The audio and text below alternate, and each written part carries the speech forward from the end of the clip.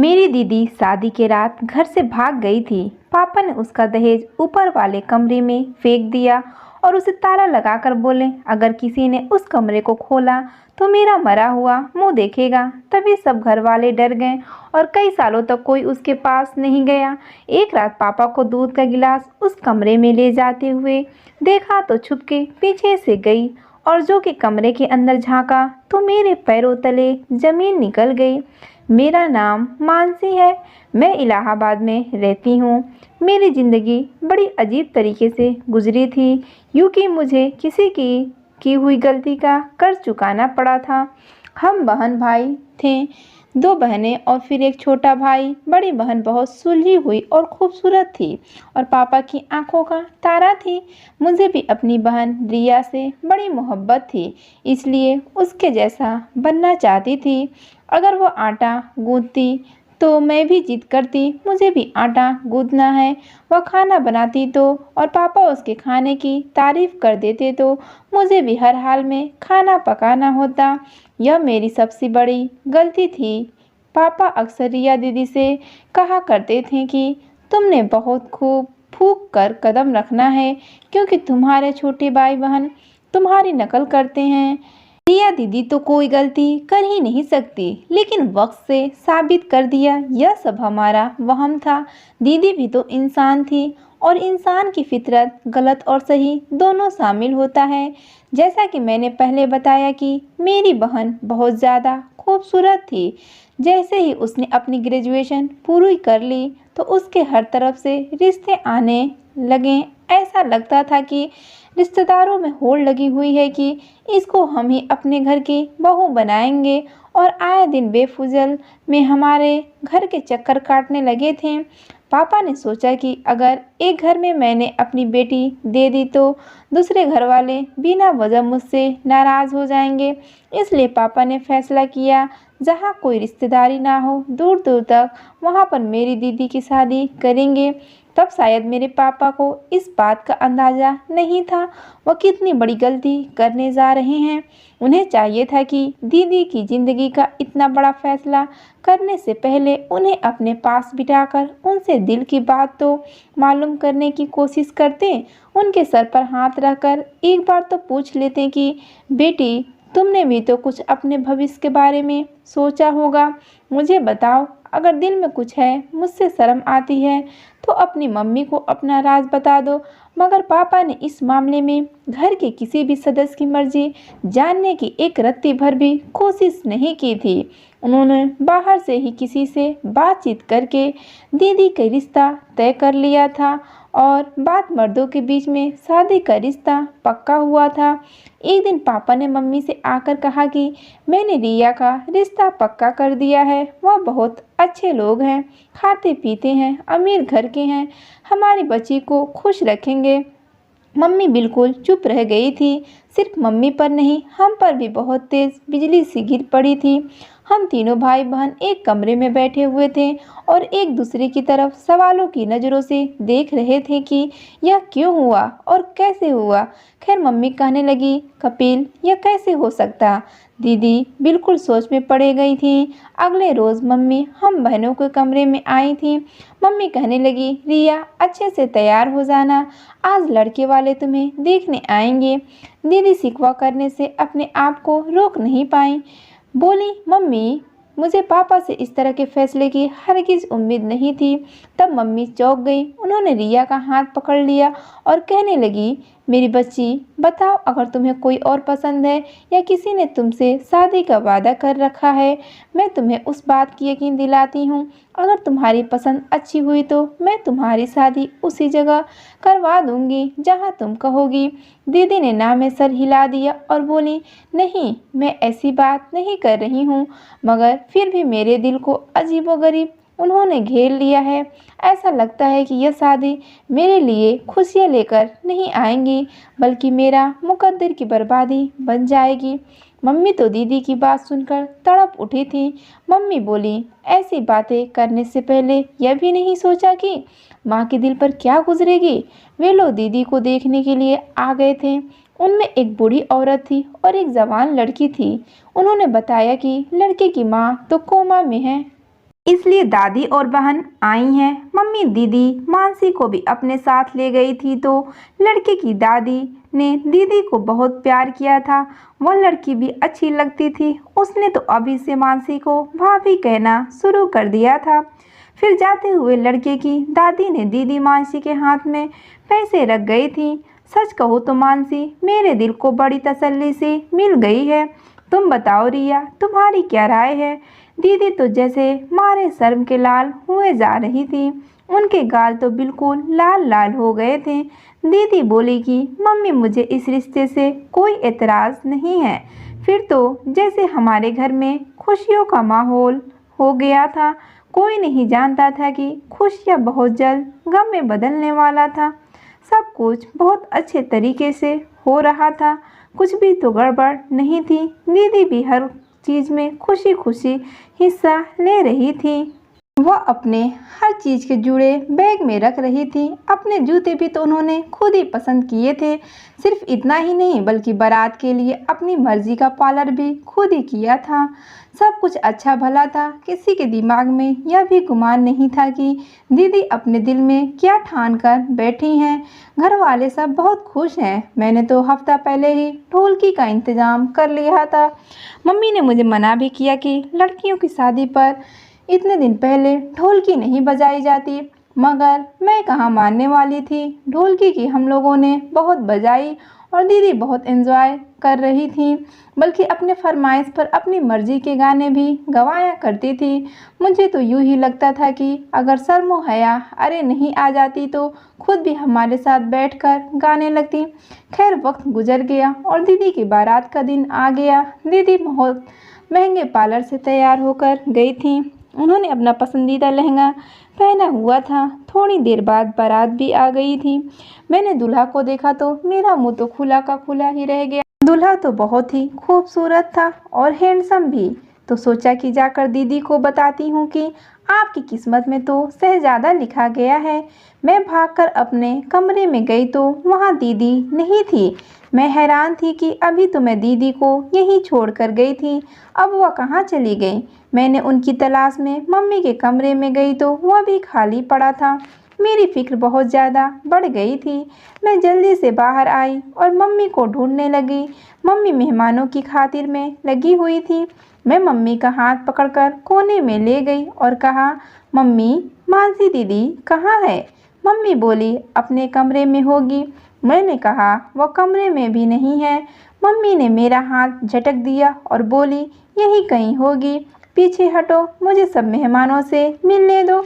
वे उस अंदाज से बात कर रही थी जैसे उन्हें किसी चीज़ के गलत होने का अंदाज़ा ही ना हो। तब मैंने मम्मी के हाथ पकड़कर झकझोर दिया था। मैं बोली, मम्मी मुझे बहुत घबराहट हो रही है। मम्मी भी चौंक गई थी। मम्मी बोली, तुम्हारी घबराहट तो मैं दूर करूं। मम्मी मेरे साथ आ गई। हम दीदी को एक कमरे से दूसरे कमरे में और दूसरे कमरे से तीसरे कमरे में ढूंढते रहे थे, मगर वह ना मिली। मम्मी के चेहरे का रंग उड़ गया था। तब जयमाले का टाइम हुआ और जयमाले के लिए शोर होने लगा तो पापा कमरे में आए और उनकी आंखें भी सुर्ख हो रही थी। शायद उनकी अपनी बेटी की विदाई का गम हो रहा था। इतने में उनकी चहेती बेटी उनकी इज्जत को तार तार कर गई। पापा कहने लगे, जल्दी से मानसी बिटिया को ले चलो, वहाँ जयमाले का टाइम हो रहा है। मम्मी रोते हुए बोली, कपिल मानसी नहीं मिल रही है। पापा बड़ी हैरत से मम्मी की तरफ देखने लगे और बोले, क्या मतलब कि मानसी नहीं मिल रही है? यहीं कहीं होगी। मम्मी रोते हुए बोली, मैंने घर का कोना कोना छान मारा है। पापा तो दिल पर हाथ रखकर दहाड़े मार मार कर रोने लगे। कमला, अब मेरी इज्जत तो खाक में मिल जाएगी। अब कोई मुझे इस रुसवाई से बचा नहीं सकता। तुम ही बताओ अब मैं क्या करूं?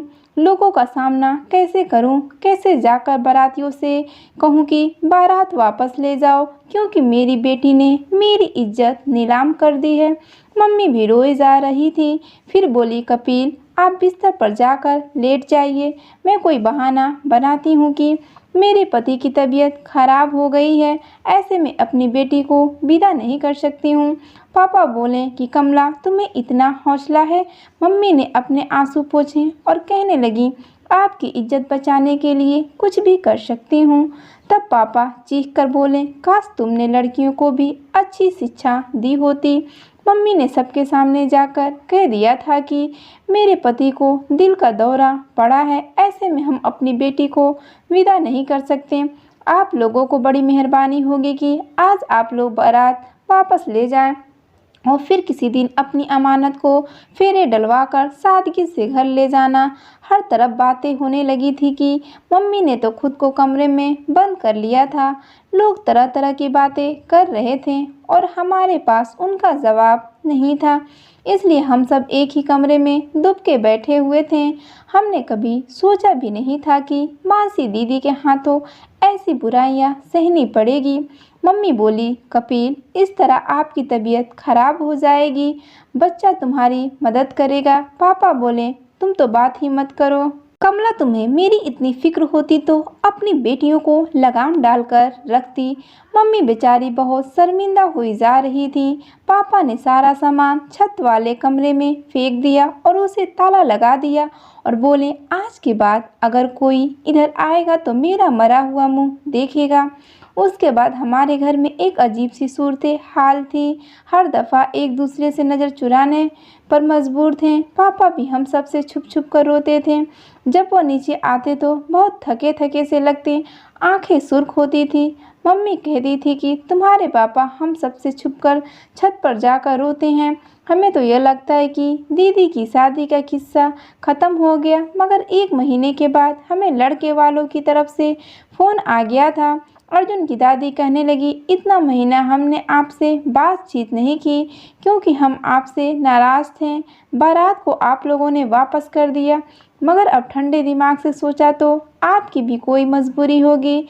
यह भी हो सकता है कि आपकी बड़ी बेटी ने रिश्ते से इनकार कर दिया हो और आपने अपनी इज्जत बचाने के लिए कपिल बेटे की बीमारी का बहाना बना लिया होगा। अगर ऐसी कोई बात है तो हमें उस पर कोई एतराज़ नहीं। अगर आप अच्छा समझे तो आप कपिल बेटे से राय मशवरा करके हमें अपनी छोटी बेटी का रिश्ता दे दें, क्योंकि हमने बहुत घरों में रिश्ता ढूंढा पर आपके बच्चों जैसे वह बात न थी और हमें हर जगह मिलावट ही मिली है। आपका घराना हमें अच्छा लगा है, इसलिए हम चाहते हैं कि किसी न किसी तरह हमारी रिश्तेदारी आपसे हो जाए। मम्मी कहने लगी, ठीक है, मैं कपिल से राय मशवरा करके बताऊंगी। मम्मी ने अपना फ़ोन बंद कर दिया और मुझसे बोली, रिया, तुम कहो तो यह रिश्ता मंजूर है। मैंने अपने कंधे उचक दिए और कहा कि दीदी के जाने के बाद पापा ने जिस तरह से मेरा जीना हराम कर रखा है, मुझे नफ़रत की निगाह से देखते हैं।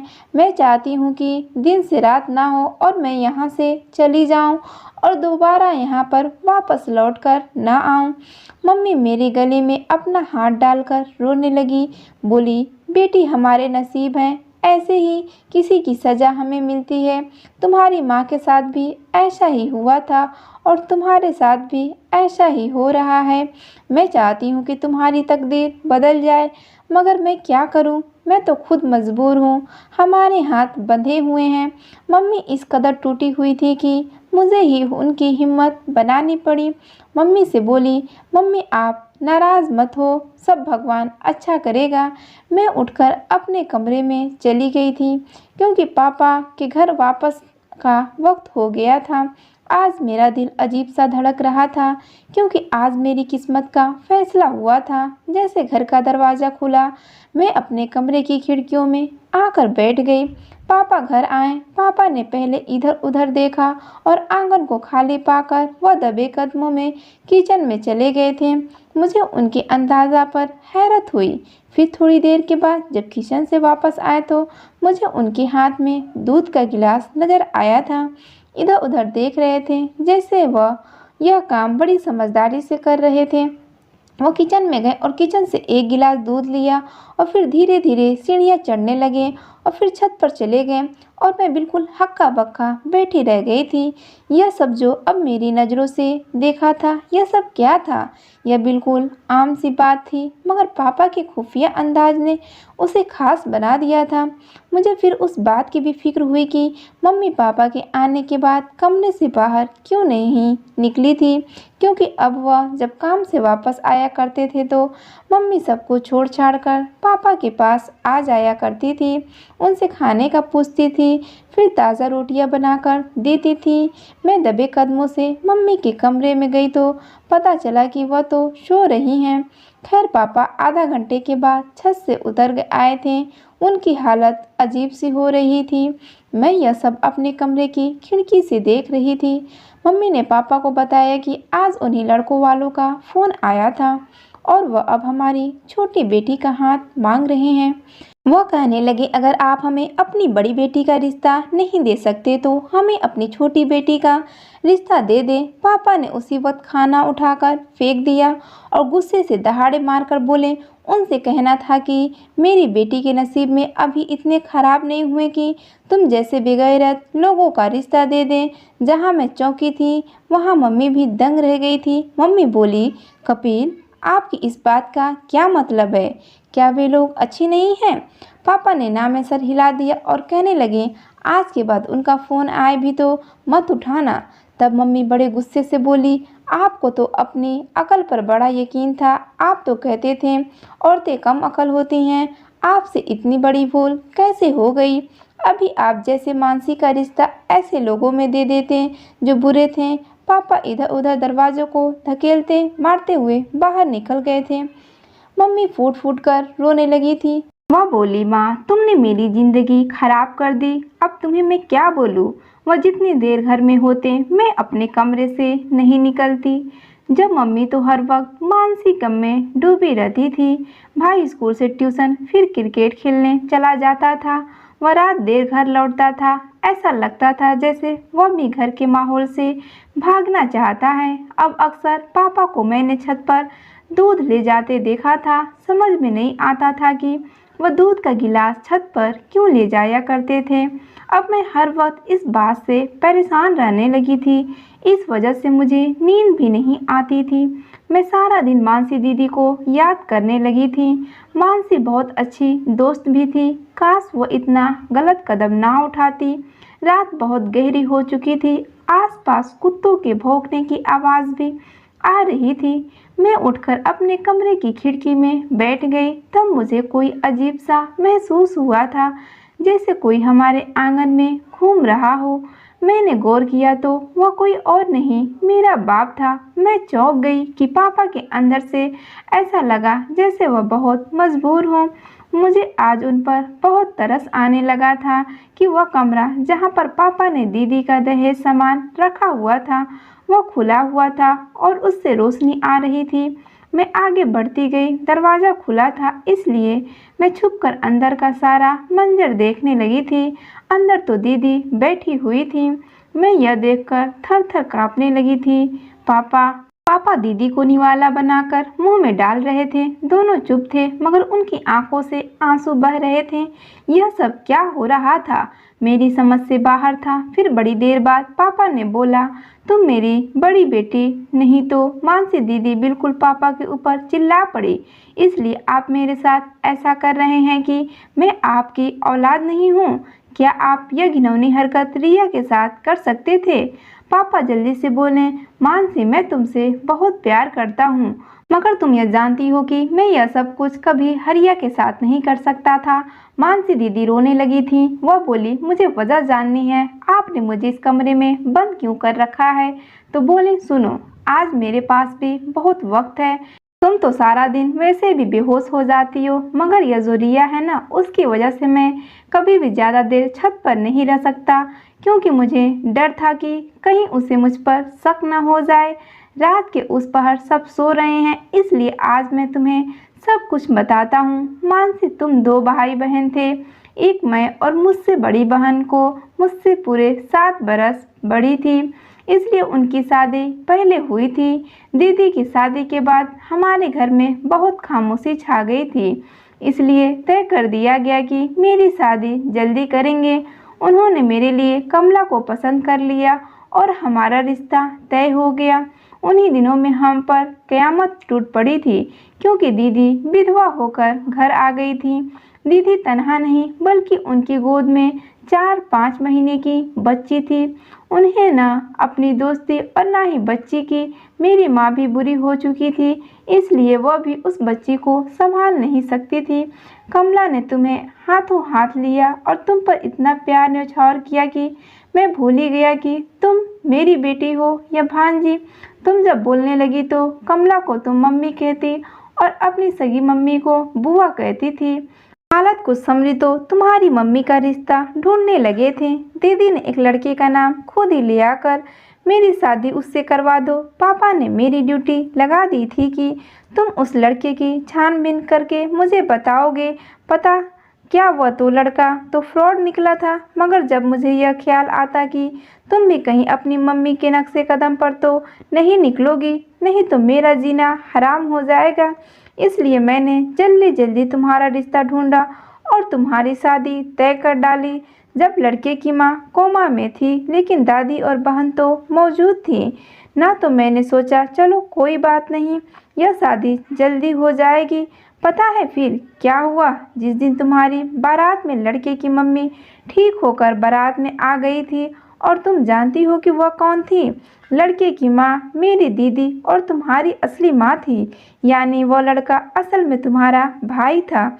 मैं यह सब देखकर बहुत परेशान हो गया, इसलिए तुमसे कहा कि छत पर आकर मेरी बात सुनो, और फिर मैंने तुम्हें छत वाले कमरे में बंद कर दिया। मैंने सोचा था कि सुबह तक कमला को सारी सच्चाई बता दूंगा, और फिर ख्याल आया कि मैंने तुम्हारी माँ की शादी नहीं होने दी थी और वह घर छोड़कर भाग गई थी। अब तुम्हारी शादी भी नहीं हो सकती थी। मुझे डर था कि कहीं तुम भी अपनी माँ की तरह घर से भाग गई तो, इसलिए मैंने तुम्हें यहाँ पर बंद रखा। मत समझना कि अपनी बहन की बेटी को कैद करके मैंने अपनी औलाद से प्यार करता हूँ। जिस दिन से मैंने तुम्हें कैद कर रखा है, रिया से भी मैंने बात करना छोड़ दिया है। उस पर भी मैं बहुत सख्ती दिखाता हूँ। मानसी दीदी जैसे एकदम से होश में आई थी, वह बोली, अगर अब मैं घर से भाग जाती तो भी आपकी इज्जत खाक में मिल जाती, मगर आपने मुझे यहाँ बंद करके भी अपनी इज्जत को खाक में मिला ली है। लोग तो बातें बनाते ही होंगे कि मानसी घर से भाग गई, तभी तो बारात वापस लौट गई। अभी वह दोनों बातें कर रहे थे कि मंदिर में आरती की घंटी बजने लगी थी और पापा बोले, मानसी बेटा मुझे माफ़ कर देना, अब मैं जा रहा हूँ, हो सकता है किसी की आँख खुल जाए। मैं जल्दी से आगे बढ़ी और बोली, अब मैं और जुल्म अपनी दीदी पर नहीं होने दूंगी। उसकी मम्मी ने जो गलती की है उसकी सज़ा अपनी दीदी को मिलने नहीं दूंगी। भगवान सबको उसकी गलती का सज़ा देते हैं, तो आप उसको खुद से सज़ा क्यों दे रहे हैं? और आपने यह सब क्यों किया दीदी के साथ? पापा ने मेरी बातें सुनकर बिल्कुल बौखला गए थे, इसलिए वह जल्दी से नीचे चले गए। मैं दीदी का हाथ पकड़कर नीचे ले आई थी। पापा उस टाइम बहुत शर्मिंदा हुए थे कि सुबह से निकले, रात गए, घर वापस आते थे। फिर हम सब भाई बहन ने पापा पर अपनी अदालत लगा ली थी। मम्मी जज थी, पापा रो रो कर सबसे माफ़िया मांग रहे थे। दीदी ने ही पापा को माफ़ करने में सबसे पहल की थी। फिर हम सब पर भी जोर दिया था कि पापा को माफ़ कर दे, सब कुछ ठीक हो गया था। पापा ने दीदी को इजाज़त दे दी थी कि वह अपनी माँ से मिलने लगी थी। वह बहुत जल्दी उनकी एक बहुत अच्छी जगह शादी होने वाली है। हमें उम्मीद है कि मुश्किल वक्त कट गया है, आगे खुशियाँ ही खुशियाँ हैं। यह एक मोटिवेशनल कहानी है, लेकिन आप लोग ऐसा बिल्कुल ना करें, घर छोड़कर बिल्कुल ना भागें। आप अपने दिल की बात अपने माँ बाप को ज़रूर बताएं। हो सकता है आपके माँ बाप भी आपकी बात से सहमत हो। माँ बाप औलाद को हमेशा भला चाहते हैं।